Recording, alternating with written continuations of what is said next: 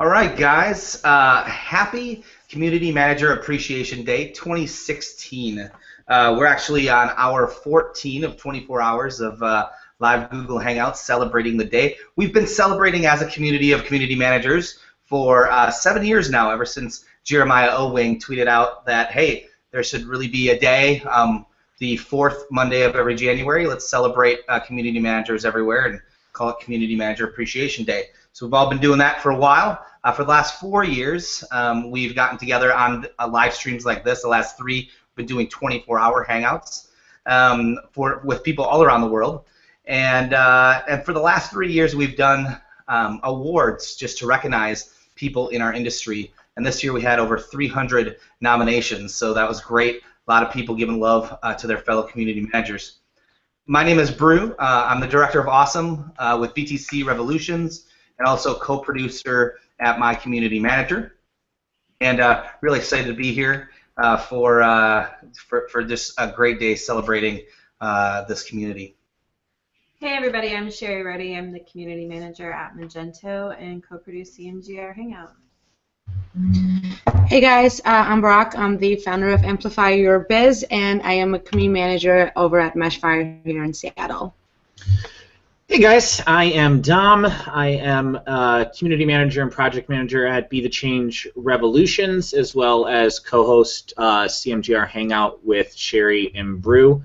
I wanted to take a second to just thank all of our sponsors. We have a huge list of sponsors this year. A lot of companies really buying into, community managers and showing the love.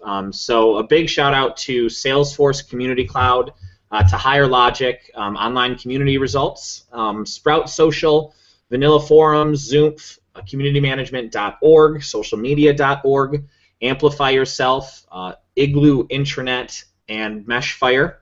And one thing that their sponsorship really goes to is helping make the awards for CMAD just really, really something awesome. Really get a bunch of stuff packed out with a bunch of swag, and we had, like what Brew was saying, we had so many nominations this year. And the award we're actually giving away right now, it's the award that we received the most nominations for, and that's for the People's Champion. So the person that takes time to acknowledge brand advocates and community standouts. You want to talk about a rock star finalist list. We had Chrissy Hughes, Bart Veldhuizen, Asha Chaudhry, Katie Kobe, and David Spinks. And if everybody wants to give a big drum roll, get ready. The winner of the People's Champion this year is CMX's own David Spinks. So congratulations, David, on that. Everybody, make sure you find him on Twitter and just say what's up and send him some awesome gifts of something cool. So yeah, so what do we got going on now, Brew? Well, so as I said, this is panel number 14 out of 24. It is convincing executives of your community's value. And Ben, we're just going to let you run the show, and we'll catch you at the end. Okay, Take great. it away, Ben. Thanks, sir. Yeah, thanks for turning it over. So hey everybody, my name is Ben Martin, and I am the founder and the Chief Engagement Officer at Online Community Results. We're a niche consulting firm that helps associations, nonprofits, and membership organizations use online communities to advance their missions and to achieve ROI. And that's really what today's Hangout is all about. We're here to help you explain the ROI of your community to the senior executives or to the board or to whoever the powers that be are at your organization. And I'm going to get up on my soapbox to kind of just set the stage here. And this is really one of my kind of pet peeves and one of my, again, soapbox issues that I talk about with my clients. And I even have like the thing just totally memorized. And it's, as a community manager, you need to be prepared for the day that the powers that be ask you, what is the ROI? What's the value of all this community stuff that we're doing? And if you can't answer the question, I think it calls into question your abilities as a community manager. Like, you've got to be able to explain the business value of what you're bringing to the table. And I think if you fail to do that, then you stand a good chance of having your position eliminated. And I've even seen this happen for some of my clients who don't take the time to do this. So we've assembled a pretty awesome panel today with a lot of different experiences. We've got external communities, we've got member communities, we've got fan communities, we've got customer communities. So why don't we just run down the list here and introduce everyone. And Jonah, why don't we start with you, because you were the first one to raise your hand for this panel. No problem. So, hi everyone. Thank you for inviting me along today to join the panel. My name is Jonah Bacon. I work as Director of Community at GitHub. Previously led the community at Canonical for building the Ubuntu community. And I'm really passionate about how we build strong and empowered collaborative communities. So I wrote a book called The Art of Community, published by O'Reilly, and I founded the Community Leadership Summit every year before OSCON. All right, very good. Jen, you want to go up next? Sure. Thanks again for inviting me. I'm Jen Lopez. I'm the Senior Director of Community at Moz, and I manage a team of amazing community managers, which I just wanted to celebrate them all today as well. And so we have a community that is very large. Our community is marketers, so it's always a little interesting when we're marketing with marketers, marketing to marketers. Our community is marketers, and our execs care a lot about what marketers are thinking and have to say, because that's what our software is all about. So I'm excited to be on this panel and be talking about some of the things that we have learned. Awesome. And how about the other Mr. Martin on the line here today? Why don't you go ahead and introduce yourselves? Hey, man. Well, hopefully you can all hear me. I've had a little bit of weirdness with Google Hangouts this morning. Hi, everybody. I'm Guy Martin. I'm the Director of Open Source Strategy at Autodesk, and have quite a large community background, even before I did the open source thing. And Jonah and I know each other real well. And I'm really excited to be here. We are dealing with some very interesting issues around community at Autodesk, specifically about how we're trying to get our internal developer or software developer communities to build our internal software developer communities. We kind of have a very siloed approach currently in the company, and so that's one of my major roles. Awesome. And Lanya, why don't you go ahead and introduce yourself, and we'll get into the questions. Great. Thanks for having me. My name's Lanya French. I'm here as the Digital Internal Communication Manager of Guardian Life. I manage our internal social network that's on Yammer, and we just launched over just about a year ago. So excited to be part of this panel and share our experiences on how to engage executives. All right, great. So why don't we just go ahead and dive right into this. And our first question is, when you're talking with executives or board members, like, what are the kinds of things that they respond to best? Like, when you're trying to explain to your fellow, or to the board, or to the powers that be, what kinds of things do they respond to best? Go ahead, Jen. Sorry, I'll jump in here. It's really easy to say that they respond to money and numbers, right?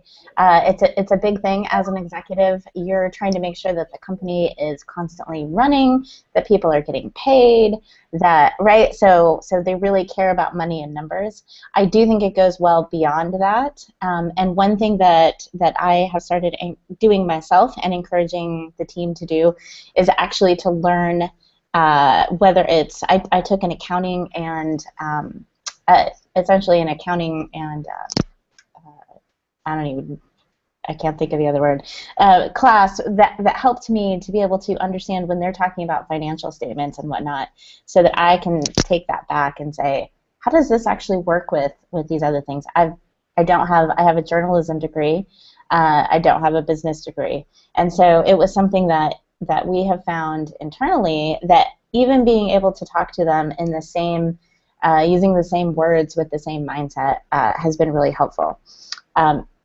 I'm hoping that others will also go well beyond that, but I think that money and numbers are a big thing, and if you can talk in those worlds, it can be very helpful. I'd say the other thing is, I think that overall, the hardest thing for most executive teams that I've worked with to grok about community is that it brings intangible value. So value driven in most companies is modeled in economics terms. You put it into a spreadsheet, and you can define it, and you can measure it, and you can iterate on it.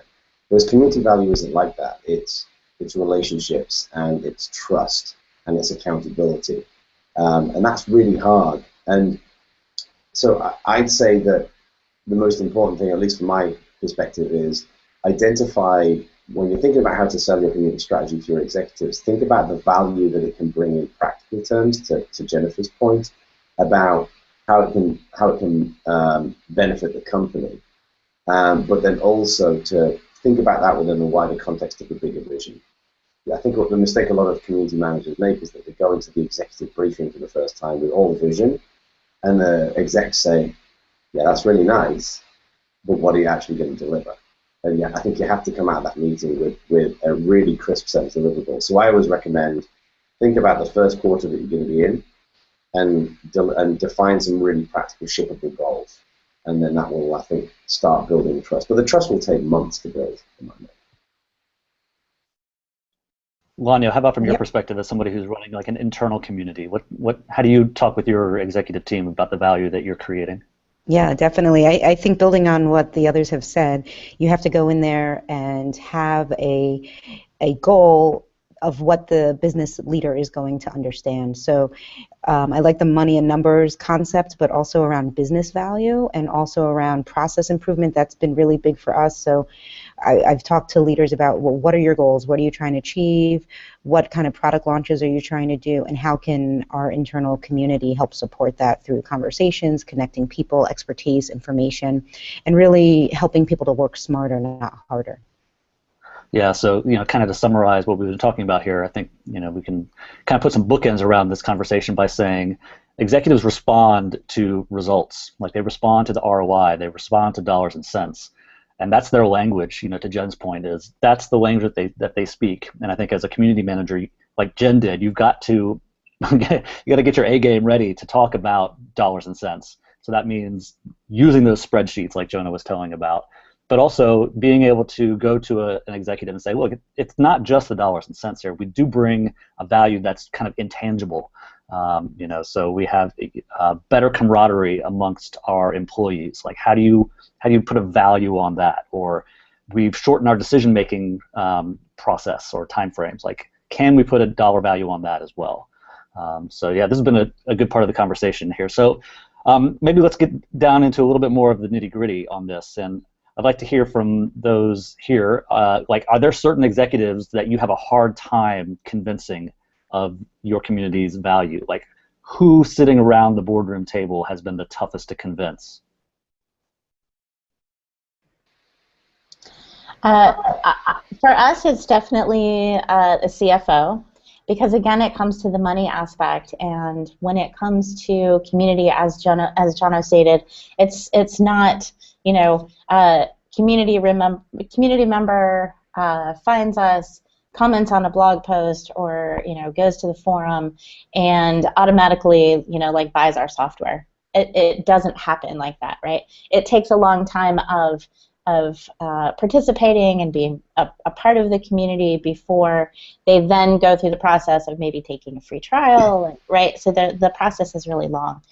And one of the biggest ways around this is obviously getting as much of the data and whatnot as you can find.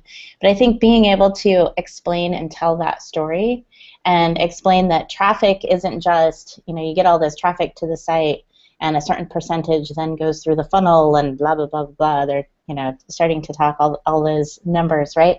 And you explain that the way we get these people is through having these discussions, through our social media promotion, whatever it is that your team does, because I know all community teams seem to do different things. Being able to tell the story of exactly what that means and put that into perspective so that a CFO or maybe a CTO who has a tough time necessarily seeing that side of it because they're very numbers driven, can see that. So getting that storytelling out there.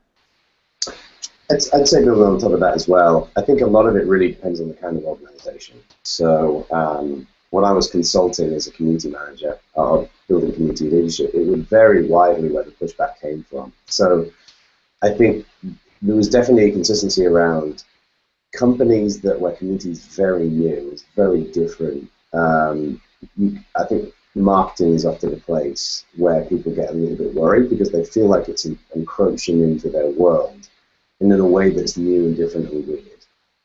A lot of traditional marketing is very focused on engagement in the sense of views and clicks, and at most conversion. And community is about building relationships. It's a slow build. It takes time, and that can be a difficult thing to, I think, express in that world. But then I'd say the other thing is, I think community is the thing that we, I think, are challenged with today in the industry as we build community management as a profession is getting really tractable results. I've met a lot of companies who've hired a community manager who said they came in, they were very nice, they did some interesting, they talked a lot about some interesting things, but they never really did anything. They never really delivered anything. So I think that we're wrestling with that reputation in some parts with some people in our industry that these community managers come in and then the expectations are misaligned. So in my mind, the most important thing is identify the people in your executive team who are the biggest critics, and those people should be your focus and your attention and helping to bring them on board. That's great. Guy, you've been having trouble getting a word in edgewise here. Do you want to chime in on this topic? Phone unmuted. Okay, there we go. If I got my microphone unmuted. Yes, thank you. Finally.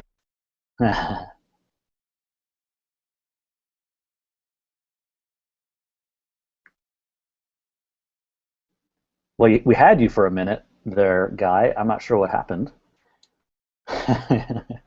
This has been a kind of a fail over here with Guy. We're rooting for you, Guy. We've got to get you back on here.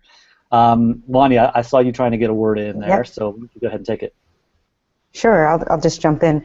I think from the internal perspective, same thing with not our CFO being the biggest person to convince, but our business unit heads, because they want to see how an internal community can help support the work they're doing directly with customers. So the slow burn, the crawl, walk, run is really what we've been trying to advertise.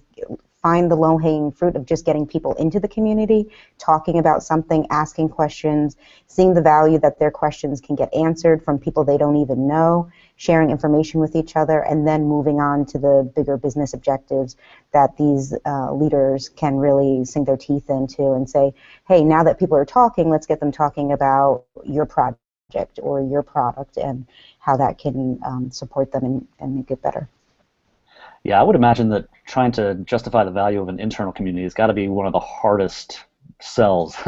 I've worked with internal communities and I've worked with member communities and external-facing communities, and when you're talking about, in our example, membership organizations, like there's very clear evidence that engagement leads to enhanced renewal, and there's actually numbers around this now that say if you're an organization that's running a community, you have member retention that ranges somewhere between 4 and 12% higher than an organization that doesn't run that. And then there are studies out there that say if you're running a customer community, they saw that the customers who are in the community are exceeding sales of those who aren't in the community by 19%. Like those are very clear numbers that you can talk about, but with an internal community, that's got to be a little bit tougher. So, Wanya, have you been able to extract from your community any kind of sense for like here's the level of productivity that's higher? Have you been able to see any of that?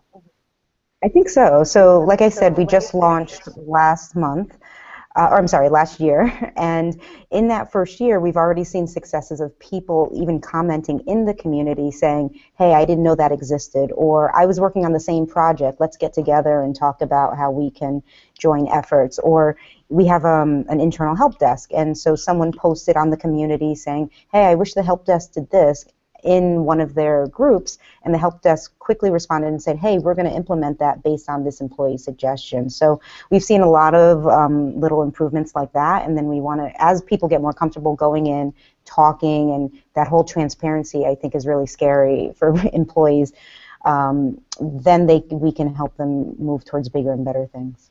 Mm-hmm. That's great. Yeah. So one of the things I would say here is that in addition to speaking the executive's language, I think you also need to think about what kinds of things are not going to respond, what they're not going to respond to. And unfortunately, I've seen a lot of community managers use what I would call social media dogma to try to answer the question, what's the ROI or what's the value here? And there's the very famous quote that went kind of shot through the internet about 8 or 10 years ago. When somebody was asked, what's the ROI of social media? The person replied, well, what's the ROI of your mom?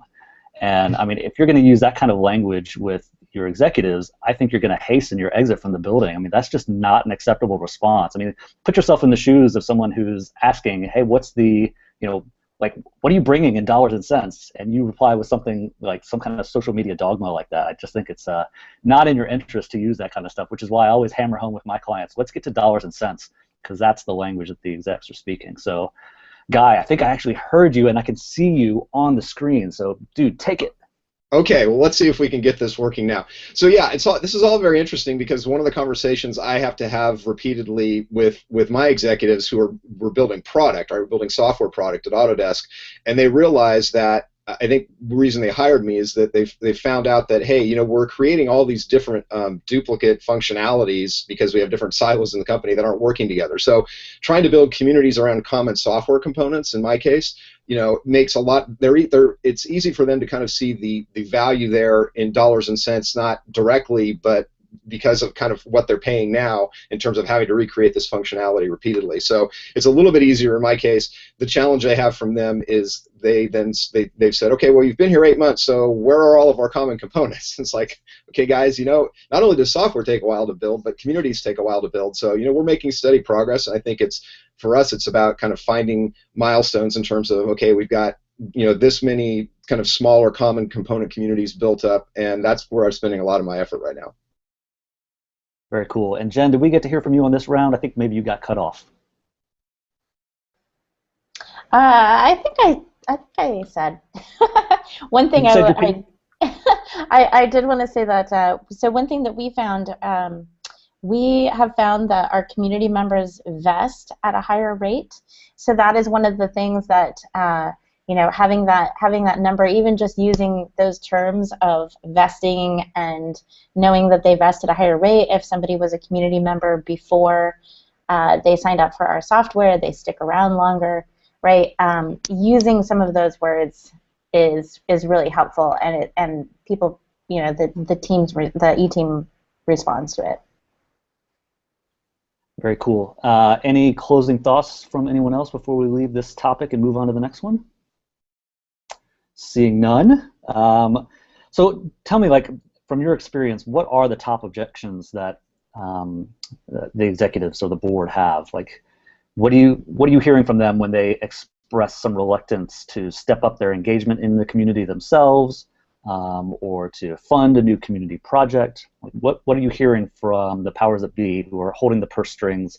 Like, what are their top objections, and how do you overcome them?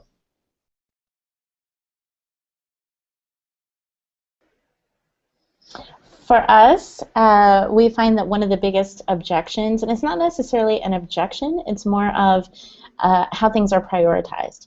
Very often, community things get prioritized last, or very close to the bottom of the list, because we do have products. We sell, software, and whether it's, trying to get something through engineering is very difficult because we have products that need fixed, new products that are going out, new releases that are happening, right? And so those always, are going to get the top of the list. And so we have to work on ways to help bring our priorities up a little higher. Some of it is we do things like we have something called Community College, where we everybody in the company goes through this 1-hour class, and we teach them about what we do and why it's important and things like that. And everyone has done it, from executive to customer service to new hires, engineers, everybody. Because to me, just the idea of getting everybody talking about community is really exciting. So if an engineer is in a meeting and says, has anyone talked to the community team about this? Do we know how the community will react? Will the community like this? It's a win. It's a win for us.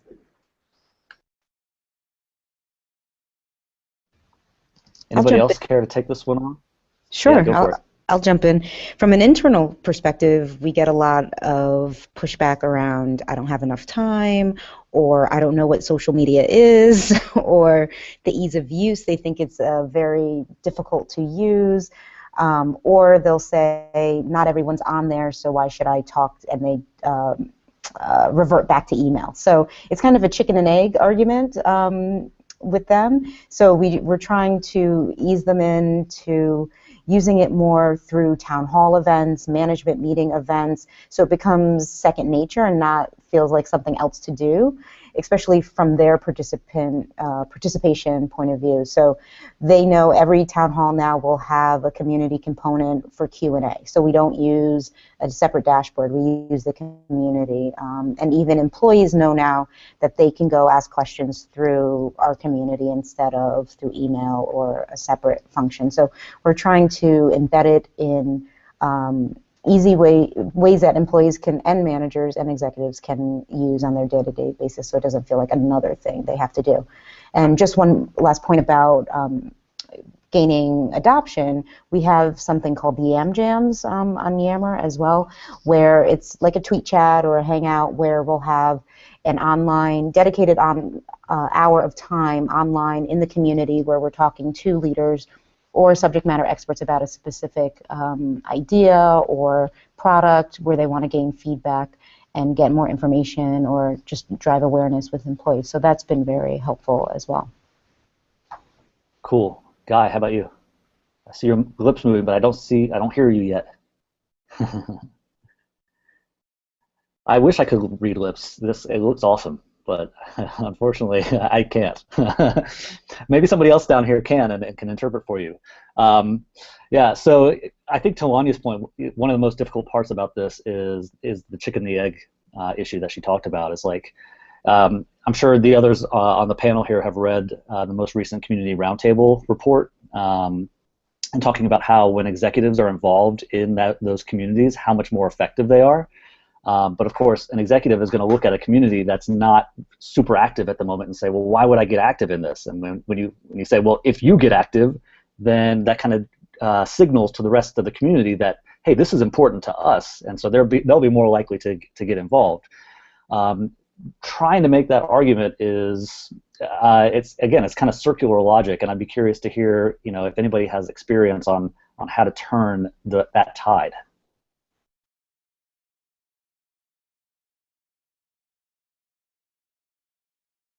Sounds like this is maybe the toughest question of all. So I totally missed. I couldn't hear anything for a few seconds. So yeah, I have to say I cut out as well. Could you just repeat the question? Yeah.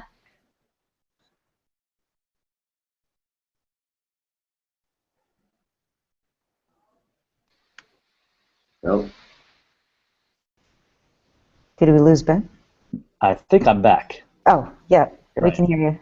Okay, so did we miss the question entirely? It cut out here, so if you could Okay. repeat it, that'd be great. Yep. So this chicken and the egg argument, how do you convince an executive to get involved in a community? Thinking back and looking at the Community Roundtables report, saying that when executives are involved, the community tends to be much more thriving and vibrant. So how do you solve this chicken and the egg dilemma, where if the executives join and participate, the community will be more efficient and more effective, while at the same time, how do you convince that executive to get involved in a community that doesn't look to be active yet? I'll take a crack at this. I think the thing is that in pretty much every situation that I've personally experienced, and I've heard similar stories from other people, the thing that really gets people jazzed in companies about community is the notion of really authentic engagement. Is that, we live in an age of such social technology, and the success of these companies is fundamentally pinned on building good relationships with customers and community members. And not just that, but also the you snooze, you lose approach, which is if you don't do it, then somebody else is going to get that. So I think that they see it, but I think what's unsettling for a lot of executives is that it's not clear at all how that happens, how you build that, and how you build those authentic relationships. And then what they also see are the storms when somebody writes something controversial and it turns into a big argument online. So I think there's a sense of we want this, we don't know how to get it, and we're worried about the risks is the challenge that we have as community leaders. In my mind, what's important here in convincing them and helping them to move over is to paint a very is to paint a compelling picture of what the future looks like and a tractable plan of how to get to it. So I'll give you an example. When I was at XPRIZE, most people at XPRIZE have no idea about community. I come from a company which was infused with community at Canonical. So I had to explain not just what community was and the context within the context of XPRIZE, but really what the benefits of it were. And I completely overdid it. I created massive deck and walked through all these things. And it was too much. And what was important for me to do retrospectively was to sell them on the vision, which was relatively straightforward, but then to outline how that vision individually mapped to the different teams within the company. So once I started saying, okay, this vision within the context of prize development is this, within the context of marketing is this, within the context of affiliate relationships and associate relationships is this, it then became a little bit more practical. But the other thing I'd say as well, just to finish off, is it is implicit on us as community leaders to build those relationships ourselves, and we have to build, I think, authenticity and a good reputation in doing that, because I think most of us, when we come into companies, with relative exceptions, most people are saying, who is this person, what are they all about? We're coming into it from a position of potential suspicion. So set a vision, apply it to individual teams, and have a tractable plan for delivering it. And I think the nexuses of those different pieces is when we start seeing success happen. Yeah, I think I have kind of a little bit of a controversial take on this one, actually. And my advice has always been to go after the executives who are already motivated to get involved in the community and try to hold them up as a model for the rest of the executives. To the best of your ability, go to those folks and say, hey, during executive meetings, tell stories about how you're using our community to do your job better, or how you're using it to kind of tap into the members to get a quick pulse of what's going on with the customer base, your members, your fans, whatever your community is comprised of, and use a champion executive to try to get others on board. When I read that report from the community manager or the community roundtable about how the executives who are more involved in the community, the more engagement they're seeing, my first reaction was, well, should I then go and spend a lot of time trying to convert somebody who's skeptical about my community, and are they really going to listen to me, the community manager? I think the best way to convince those folks is to go to their peers and say, look, let me get one or two champions at their level to talk about how well the community is meeting my needs, and then that's the kind of relationship that will convince the other execs to perhaps get on board. So my take on it was, don't waste your time trying to convince people who are just not motivated. What you need to do is spend your time motivating those who are already showing signs of interest, and giving them some tools to help them basically bring their peers along. That's kind of been my take. I said, don't waste your time on the executives who don't give a damn. Go focus your efforts on those who do, and then use their social capital to bring their peers in. Yeah. Ben, this is Guy. I would agree with you on that, except for kind of in my case, when I came to Autodesk, one of the things I wanted to do was say, not only who are the executives and leaders, not just even executives, but leaders in the company that agreed with me, but who are the ones that think this community thing is crazy and nuts? Those are the people I actually wanted to talk to, because I wanted to know why they thought that, right? I wanted to know kind of what their big challenge was around community, and also coming into a brand new situation, right, a brand new company, I wanted to understand kind of what the company had done before. Maybe they had, and in a couple of cases they had, a bad association with the term community. And so, having those conversations was really informative. I totally agree with you. You don't want to spend a lot of time trying to convince people that don't want to be convinced, but it's really helpful to have that perspective of why people don't want to do community. Yep, and I'll just add a little competition goes a long way, especially around the executive leaders. So to get one person leading by example, the other people usually jump in and say, hey, what am I missing here? Definitely. So we are rapidly running out of time here. We've got about 12 minutes left before I need to turn it back over to Sherry and Brew to take us home. So I think one of the things that I've also found to be effective with executives is to be able to cite valid research around the value of community. So I'm curious to hear from the panelists, do you have any kind of go-to research papers or studies that have been published that help you to explain to executives the value of community? Well, everybody's read Jono's book, right? I jokingly say that, but I do point them to Jono's book. But I think, Ben, you brought up Community Roundtable, great resource. I actually need to rejoin on behalf of Autodesk. But I mean, things like the community maturity model, I use that all the time to explain, just especially to people who aren't familiar with community, what they're trying to, why we're trying to do it, and kind of what the progression looks like. Because to Jono's point, if you can paint a vision for where you're going to go, it makes it a lot easier to explain that, and a lot easier for people to kind of come on board and understand that it's not a silver bullet that's going to happen in 6 months. So I've had to use that a couple of times where execs have been like, where's our community? You've been here 6 months. Like, okay, now here's where we're going, and here's kind of how long we think it might take depending on how things play out. I would say for us, our community has actually been around for quite a while. So if we ever have, it's often like a newer executive, right? Things change and whatnot, and you need to, do some convincing and whatnot. We're quite lucky in the fact that we have things in the past that we can point to. We can point to specific times when we had different product failures, like where our software was down or something happened, and we can point to places in our forum where, we jumped in and said, hey, this is what's happening right now, and people didn't just jump ship, right? We didn't lose all of our customers because of this, because they were jumping into this conversation and talking with our CEO who had posted about the, and our CTO that were talking about the information. So we have that a lot of communities don't have, is we can look at ourselves and say, this is what has happened in the past, and we need to continue to make sure that we don't lose that in the future. So one other quick thing as well is, I have to say in my work I've not found, there are certain individual statistics that I think are interesting to pull out, but I've not found personally, and I'm probably just unaware of it, really compelling data that kind of maps neatly to multiple scenarios. So for example, in an open source company, you can look at things like Linux and the growth of OpenStack and things like that. If you're in some kind of collaborative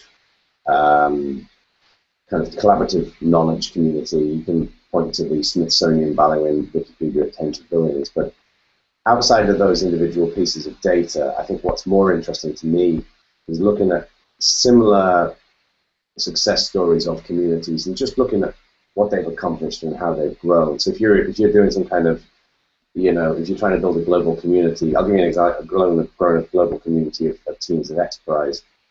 I looked at meetup.com as an example of this. So I'd say just try to find similar cases that aren't too similar, otherwise it might be seen as competition. Anybody else with some wisdom to lend here? I'll just add that for internal, we've definitely leveraged community roundtable resources and also the benchmarking of Digital Workplace Group as well. Again, looking at what other companies are doing, where they've been successful, and then how we can measure ourselves against them. Those type of studies have been really helpful for us. Gotcha. Yeah, a couple of the go-to resources that I cite, the University of Michigan published a study back in 2012, so it's a little dated. But they looked at a bookseller, and they found that the members who were involved in that bookseller's community purchased 19% more than the customers who were not involved in the online community. So that kind of a bump in sales from a population of users, I think, is pretty convincing.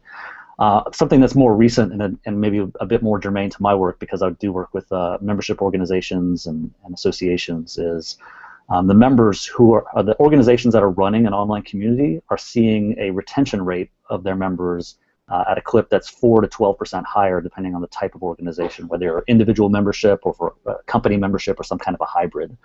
And so like those kind of cold hard facts about organizations that run communities and their financial results compared to those that don't, I think is a pretty compelling argument.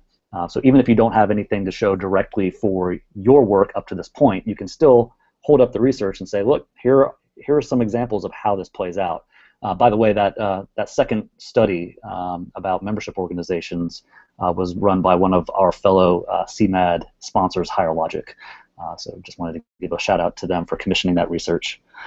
So as we're making our way down the home stretch here, what if you're a new community manager and you don't have a whole lot of results to show? Like you might not even have a year's worth of data yet. What are some things that you can do as a relatively new community manager to show the value of what you're doing up to that point?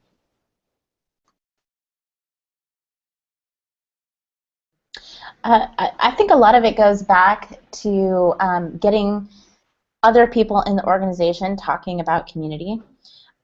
So if an engineer, whether it's engineers, it's product managers, one things that we do is that if we have somebody asking about a specific product, we actually will ask the product manager to jump in and answer the question. So as opposed to a community manager or a customer success manager replying, somebody, they look at their profile and it says product lead for this product. They're like, whoa, this is like the person. And then that person starts engaging with the community and they start bringing that up at product meetings and at other meetings, and they're also going to be the ones talking to executives and saying, well, I was talking in the community the other day, right? And you start having these where everyone in the organization is talking about community and being a part of the community and doing things like that. It simply becomes the thing that is the norm. Whereas maybe you don't have to convince the executive because everyone else is slowly making their way. So the executives heard it so many times that at some point there's like, oh yeah, we have our community and it helps us do these things. So I think that it doesn't always work quite as brilliantly as that. But I am a huge fan of having things happen organically in that way and helping build that buzz. You can start it from the ground up and sort of help it move its way along.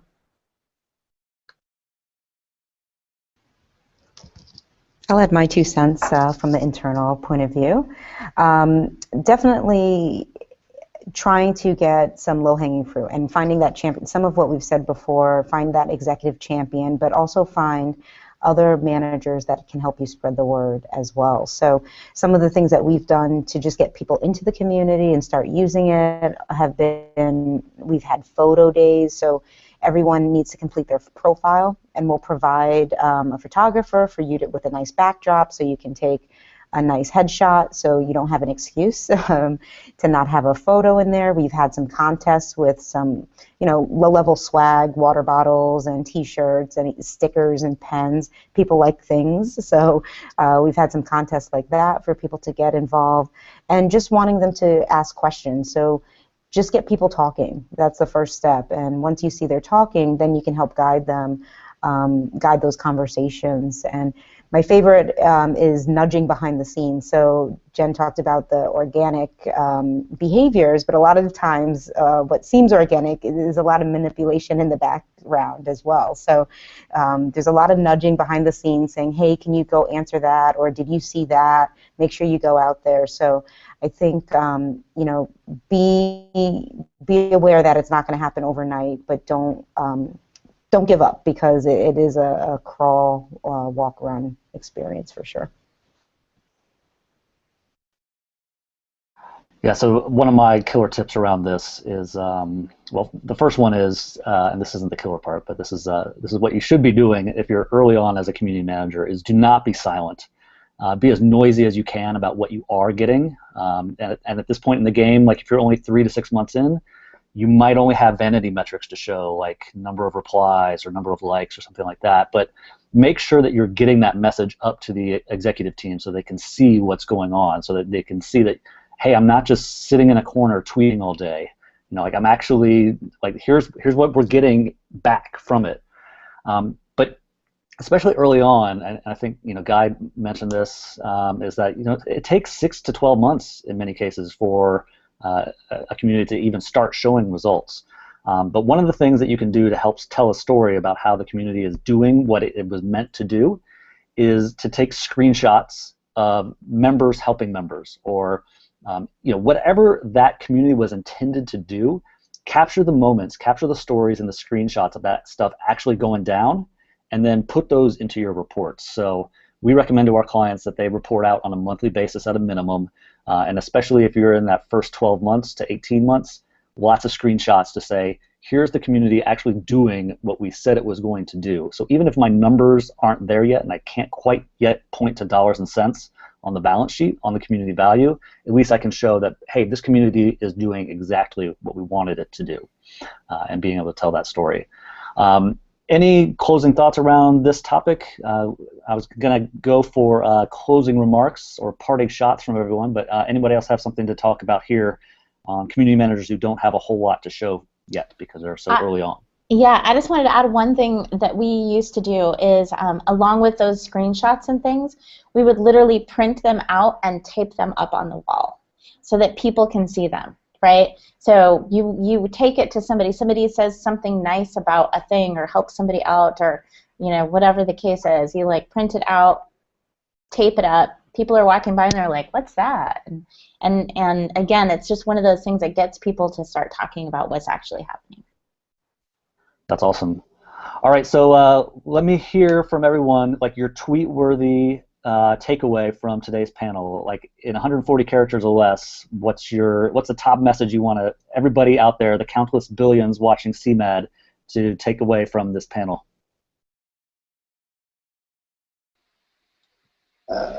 I'm not sure if this is going to be 140 characters or less.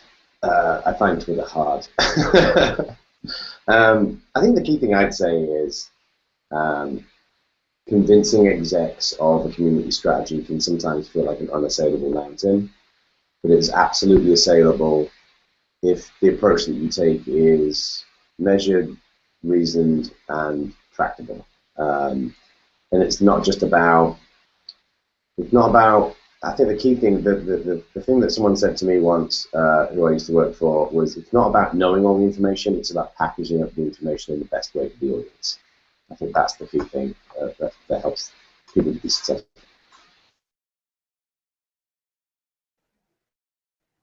I'll just add right onto that. I think the idea of packaging up, that information and showing it in a way, but being able to actually give a true story of, use that data and tell that story is really helpful and can convince. And the thing is, sometimes you need much more to not just convince executives, but convince everybody, right? Everybody in the company to know how much the community is helping what they do, right? That somebody on the product team understands, somebody on engineering understands. So being able to really give the true story of what's happening and how it's helping.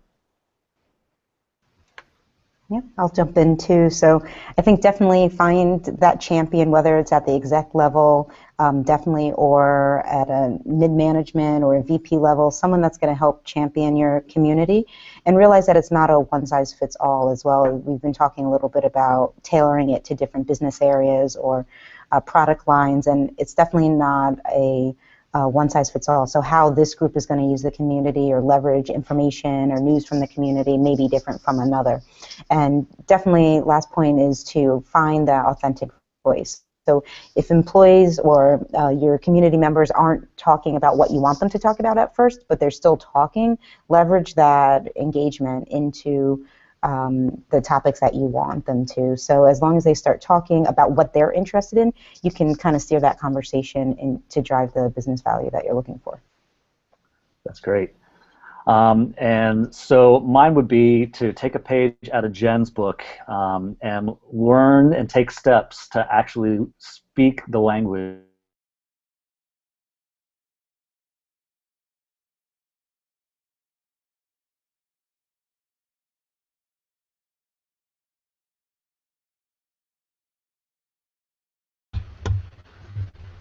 Well, I think we were wrapping up there, and I think we lost Ben.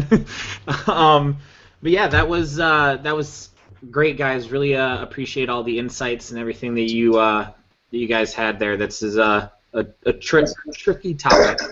I'm just going to say, just before we finish, it looks like Guy's having some issues with his audio as well, and he just typed in what he responded is encourage the community members to talk about what they do to others, including the execs, not in the community.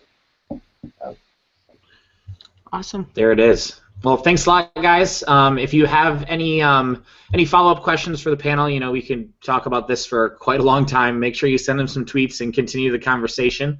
And we will be seeing you in about 6 minutes for the next panel. Thanks a lot, everybody. Thanks, guys. Thank you.